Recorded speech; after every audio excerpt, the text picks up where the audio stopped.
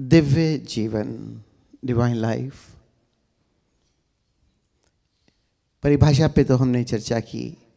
वो जीवन जो आनंद से पूर्ण हो, वो जीवन जो प्रेम से पूर्ण हो, वो जीवन जो करुणा से पूर्ण हो, और भीतर हम जितना कंटेंटमेंट महसूस कर सकें हर समय, पल पल जीते हुए, वही जीवन की परिभाषा दिव्य जीवन की है। मैं अक्सर बात करता हूँ ग्राफ की। एक साधारण मनुष्य का जो ग्राफ है वो किस हाइट तक जाता है और कैसे गिरता है। एक मनुष्य जो साधारण जीवन जी रहा है, उसके जीवन में उत्तेजनाएं भी बहुत होती हैं, और उत्तेजनाएं जब समाप्त होती हैं तो वो दर्द और दुख पे भी चला जाता है। लेकिन एक साधक, उसका ग्राफ उत्तेजनाओं में नहीं, उठता है तो आनंद में और गिरता है तो शांति में। आनंद और शांति उसके पैरामीटर्स हैं। जीवन में सब कुछ घटता चला जाता है, घटनाएं घटती चली जाती हैं, लेकिन कुछ घटनाएं हमारे अनुकूल परिभाषित हो जाती हैं और कुछ घटनाएं मन उसे प्रतिकूल परिभाषित कर देता है। और जिसको वो अनुकूल परिभाषित करता है उस पर आप कह सकते हैं कि हम आनंद में जी लेते हैं। और अगर कोई प्रतिकूल घटना हमारे जीवन में आती है तो अगर हम आनंद से गिरे भी तो शांति से नीचे ना जाएं। ये एक साधक को अपने जीवन में साधना होता है। दूसरी बात, बाधा क्या है जीवन में?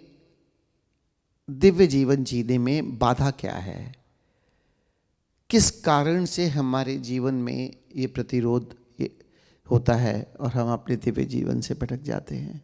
कौन बाधा पैदा करता है?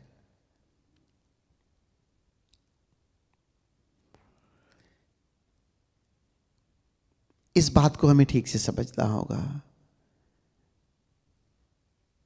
मेरे भीतर मैंने अगर निर्णय लिया कि मुझे दिव्य जीवन से को उपलब्ध होना है, तो मेरी बाधा होगी कौन सी? मैं खुद निर्णय ले रहा हूं, फिर भी मैं दिव्य जीवन नहीं जी पाता। मेरे भीतर कौन है जो मुझे रोकता है? कौन है जो मुझे इस जीवन को जीने नहीं देता? इस बात को जब तक हम नहीं समझेंगे तब तक हम दिव्य जीवन को उपलब्ध नहीं हो सकते। एक तो अवरोध कौन से हैं, उनको हटाना होगा, और दूसरा हम और क्या जोड़े कि जीवन हमारा सरलता और सहजता से दिव्य जीवन में रूपांतरित हो जाए। हमारा जो साइकोसोमैटिक कॉम्प्लेक्स है, मेरा होना, एक मेरा शरीर है, एक मेरा मन है, एक मेरी भावनाएं हैं, और एक मेरे भीतर की शून्यता है जो मैं हूं। हम ध्यान की गहराई में जाकर अपनी शून्यता को अनुभव तो करते हैं। थोड़ी देर के लिए जब निर्विचार हो जाते हो, निर्विषय निर्विचार, शरीर का बोध भी समाप्त हो जाता है, कम हो जाता है, तब जो बचती है जो शून्यता, वो मैं हूं, जिसको मैं अनुभव कर रहा हूं, स्वयं को जान रहा हूं। लेकिन जब मैं ध्यान से बाहर आता हूं तो मैं इस शून्यता से तादात्म्य बनाकर जी नहीं पाता। कौन रोकता है? मुझे पकड़ता है मेरा मन। जो विचार विचार विचार, कल्पनाएं कल्पनाएं कल्पनाएं, अगर ऐसा ना होता ऐसा, अगर ऐसा ना किया होता उस समय तो ऐसा, हर समय इस तरह से मुझे भटकाता रहता है माय माइंड। मुझे सबसे ज़्यादा जो बाधा देने वाला तत्व मेरे भीतर है वो है मेरा मन। इसलिए ध्यान में सिर्फ और सिर्फ एक ही बात ओशो कहते हैं, मन से पार चले जाओ, स्वयं में लौट आओ। और जब तक हम इस मन से पार नहीं जाएंगे, ये हमें दिव्य जीवन जीने में बाधा देता ही रहेगा। दुख है क्या? हम बार बार दुखी हो जाते हैं। हमारी अपेक्षाएं, ये मन खड़ा करता है। और हर समय हम अपनी अपेक्षाओं में जीते हैं, जानते हुए भी, भली भांति जानते हुए भी कि अपेक्षाएं कभी किसी की पूरी नहीं होती। फिर नई नई अपेक्षा, और फिर उसका ना पूरा होना, और फिर दुख में चले जाना। यहाँ तक कि जिन संबंधों में हम जी रहे हैं, हम उन संबंधों से भी इतनी अपेक्षा लगा के चलते हैं। मेरा परिवार, मेरे मित्र, मेरे काम की जगह, बस मेरे साथ उन लोगों को ऐसा ही करना चाहिए या ऐसा नहीं करना चाहिए। कैसे दूसरे को आप काबू कर सकते हैं? आप दूसरे को नियंत्रण नहीं कर सकते। हर व्यक्ति यहाँ पर अद्वितीय है। माना कि हम कुछ लोगों से घिरे हुए हैं, लेकिन वो लोग मेरे नियंत्रण में नहीं हैं, और उनकी स्वतंत्रता है, उनका फ्रीडम है, और उनके फ्रीडम का मुझे सम्मान भी करना होगा। लेकिन उन आसपास के लोगों के कारण मैं अपने आप को संतुष्ट कर देता हूं कि इन लोगों के कारण मैं दिव्य जीवन नहीं जी पा रहा। ये लोग मुझे हमेशा परेशान करते हैं, ये मेरे अपने, ये मेरे खास रिश्ते, ये अगर ऐसा ना करे तो मैं ऐसा ना करूं। हमारी सारी परिभाषाएं दूसरे के ऊपर केंद्रित है।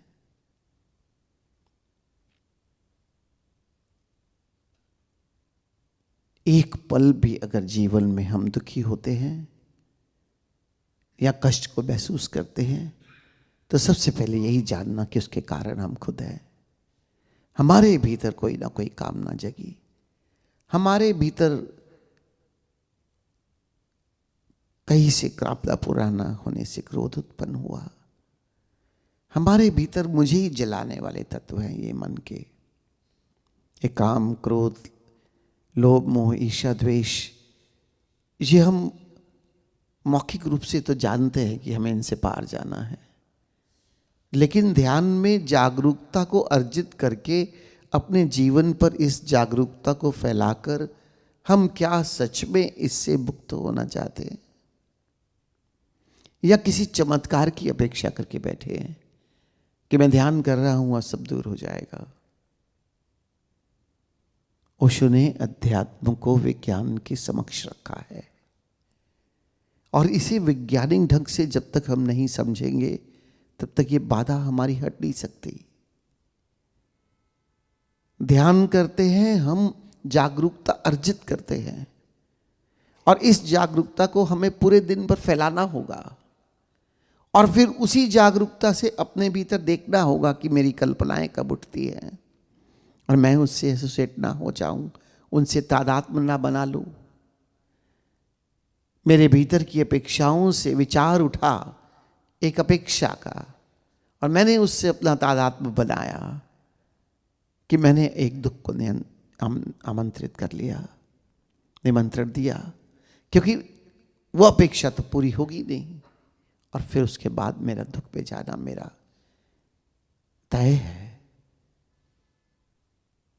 सिर्फ और सिर्फ अगर हम अपनी जागरूकता को, जो हम ध्यान से अर्जित करते हैं, उसे अपने जीवन में फैलाएं, तो हम दुख से दूर हो सकते हैं। और एक बार बंध से पार चले जाओ, तब संभावना है कि हम दिव्य जीवन जी सके। ये मन, ये भावनाएं, नकारात्मक भावनाएं, ये ही सबसे बड़ी बाधा है जो मुझे दिव्य जीवन में नहीं जीने देती। मैं तो खुश रहना चाहता हूं, आनंदित रहना चाहता हूं। कौन सा ऐसा व्यक्ति है जिससे आप पूछो कि क्या तुम दुखी होना चाहते हो? एक भी व्यक्ति नहीं कहेगा कि मैं दुखी होना चाहता हूं। फिर भी क्यों दुखी हो जाता है? कभी इसके ऊपर कभी भीतर जाकर चिंतन मनन किया? नहीं किया। तो प्यारे मित्रों, जीवन बहुत सुंदर है, जीने की कला सीखनी होगी। जीवन दिव्यता से भरा हुआ है। मेरे भीतर मेरी चैतन्यता है जो दिव्यता से भरी हुई है, जो दिव्य संगीत से गूंज रही है, जो प्रकाश से आलोकित है, जो प्रेम से भरी हुई है। और अपने ही भीतर मैं आपसे अपने से तादात्म्य जोड़कर इन्हें सरलता से उपलब्ध हो सकता हूं, लेकिन गलत तादात्म्य जोड़ता हूं और इनसे दूर हो जाता हूं। तादात्म्य बनाता हूं शरीर से, तादात्म्य बनाता हूं मन से, तादात्म्य बनाता हूं भावनाओं से, तो दिव्यता होगी कहां? क्योंकि इन तीन तलों पर तो दिव्यता मिलेगी नहीं। दिव्यता तो सिर्फ मेरे भीतर है, मेरे होने में है, क्योंकि उस प्रभु ने मुझे रचा है, मैं उसका अंश हूं। मेरे भीतर की शून्यता इन सब को लिए हुए है। मेरे बाहर का आकाश जो जीवंत है मुझे जोड़े हुए है इस परमात्मा से, इस प्रभु से।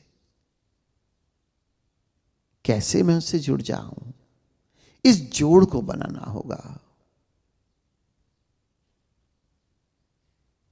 और हम बस कनेक्शन ही नहीं बिठाते। हमारा जोड़ बना है, हमारा तादात्म्य बना है हमारे मन से, हमारी भावनाओं से, हमारे शरीर से। इस गलत तादात्म्य को तोड़ना होगा। ओशो कहते हैं ये शरीर, ये मन, ये परमात्मा ने हमें सेवक के रूप में दिए हैं, हमारे लिए हैं। लेकिन सेवक स्वामी हो गया और स्वामी सेवक हो गया। और जैसे ही स्वामी सेवक हुआ तो नियंत्रण करने वाला तो ये सेवक ही हुआ ना। ये मन जैसे मुझे चलाए मैं चलता चला जाता हूं, दुख और सुख के झूले में झूलता चला जाता हूं। क्या सच में मैं ऐसे जीवन को जीना चाहता हूं जिसे जी रहा हूं? क्या मेरे जीवन का केंद्र सिर्फ और सिर्फ दूसरा होगा? ओशो कहते हैं स्वयं में ठहर जाओ, स्वयं के भीतर के प्रेम को उपलब्ध हो जाओ, तभी सारे जगत को प्रेम कर पाओगे। और स्वयं से नहीं जुड़े, बाहर से प्रेम की कामना लिए बैठे हैं। हर व्यक्ति दूसरे से कामना लिए बैठा है और स्वयं के भीतर खाली है। जब किसी के पास कुछ है ही नहीं तो कोई देगा कहां से? और जो अपने भीतर अपने खजाने को उपलब्ध हो जाएगा, उससे बड़ा बादशाह कोई नहीं। और वो पूरे जगत में प्रेम बांट सकता है। हर समय दूसरे से कामना लिए बैठे हैं कि कोई थोड़ा सा प्रेम दे दे। कब तक इस फेलियर को हम सहेंगे, दूसरे से मांगने की और असफल होने की? क्योंकि दूसरे के पास है ही नहीं तो देगा कहां से? दिव्य जीवन स्वयं के भीतर ठहरने का मार्ग है, स्वयं से जुड़ने का मार्ग है, स्वयं के भीतर अपनी दिव्यता के खजाने को उपलब्ध होने का मार्ग है। कि कैसे मैं अपने भीतर स्वयं को उपलब्ध होकर उस खजाने को उपलब्ध हो जाऊं। और तब संभावना है कि मैं एक अच्छे जीवन को, एक आनंदित, एक सत्य, एक प्रामाणिक, एक प्रेमपूर्ण, एक करुणापूर्ण जीवन को उपलब्ध हो जाऊं। लौट आओ अपने और, just returning to the source. और जितना अपने में लौट आओगे उतने ही संपन्न और दिव्य जीवन को उपलब्ध हो जाओ।